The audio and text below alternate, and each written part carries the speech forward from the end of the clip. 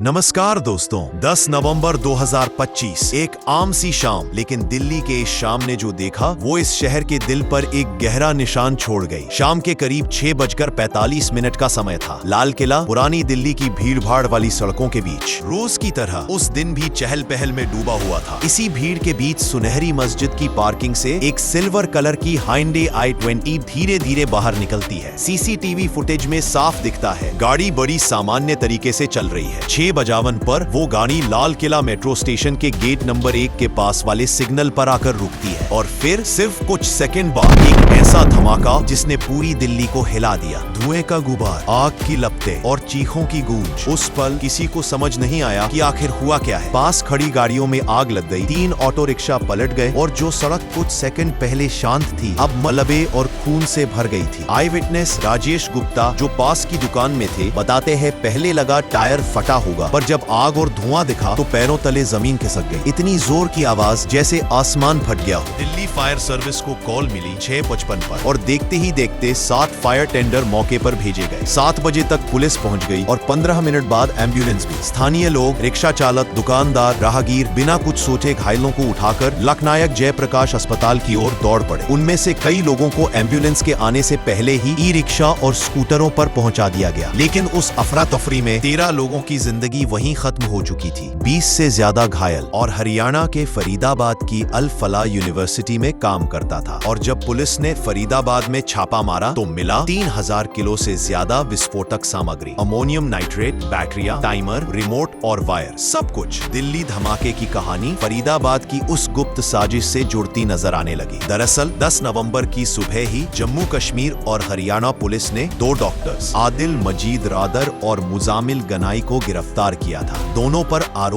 था जैश-ए-मोहम्मद और अल कायदा से जुड़े ग्रुप के लिए काम करने का। उनकी गिरफ्तारी के बाद पुलिस उमर नबी की तलाश में थी, लेकिन वो गायब था और शाम को हुआ ये ब्लास्ट। पुलिस सोर्सेज के मुताबिक धमाके में इस्तेमाल हुई वही हुंडई i20 आखिरी बार उमर के पास थी। शक है कि ब्लास्ट के वक्त वही इसे चला रहा था। फोरेंसिक रिपोर्ट कहती है बम अधूरा असेंबल्ड था। शायद घबराहट में उमर ने इसे जल्दबाजी में डिटोनेट कर दिया, इसलिए धमाका बेहद शक्तिशाली तो था लेकिन अपने पूरी क्षमता से नहीं फटा। अब डीएनए टेस्ट से पता लगाया जा रहा है कि क्या मारे गए लोगों में उमर भी शामिल था या नहीं। रात 10 बजे गृह मंत्री अमित शाह घायलों से मिलने अस्पताल पहुंचे। उन्होंने कहा हम हर एंगल से जांच कर रहे हैं, किसी भी दोषी को छोड़ा नहीं जाएगा। प्रधानमंत्री नरेंद्र मोदी जो उस वक्त भूटान यात्रा पर थे, उन्होंने भी अपने भाषण में कहा इस कायराना हमले के पीछे जो भी हाथ है उसे सजा जरूर मिलेगी। दिल्ली के साथ साथ मुंबई, कोलकाता, लखनऊ और चंडीगढ़ में भी हाई अलर्ट जारी कर दिया गया। जांच अब एनआईए को सौंप दी गई है। आधिकारिक तौर पर इसे यूएपीए के तहत केस दर्ज किया गया है, यानी इसे अब आतंकी हमला माना जा रहा है। लेकिन दोस्तों, सवाल बहुत सारे हैं। कैसे फरीदाबाद जैसे शहर में 3000 किलो विस्फोटक इकट्ठा हो गया बिना किसी की नजर में आए? कैसे इतने लोग, डॉक्टर, प्रोफेसर इस जाल में फंस गए? और क्या हमारी सुरक्षा एजेंसियां अब भी अंदरूनी खतरों को लेकर उतनी सतर्क नहीं है? इन सवालों का जवाब आने में वक्त लगेगा, लेकिन जो खोया है वो कभी वापस नहीं आएगा। 13 जिंदगियां जिनकी कोई गलती नहीं थी, बस गलत वक्त पर गलत जगह पर मौजूद थी। ऐसी घटनाएं सिर्फ मौत नहीं लाती, वे डर भी लाती हैं, नफरत। और यही आतंकवादियों का असली मकसद होता है, हमें आपस में बांटना। इसलिए जरूरी है कि हम एक दूसरे के साथ खड़े रहें, सवाल पूछें लेकिन अफवाहें न फैलाएं, धैर्य रखें लेकिन इंसाफ की मांग करते रहें। यह कहानी दिल्ली की है लेकिन सबक पूरे देश के लिए। लाल किले के साये में सिर्फ ईंटें नहीं टूटी, इंसानियत भी काम गई।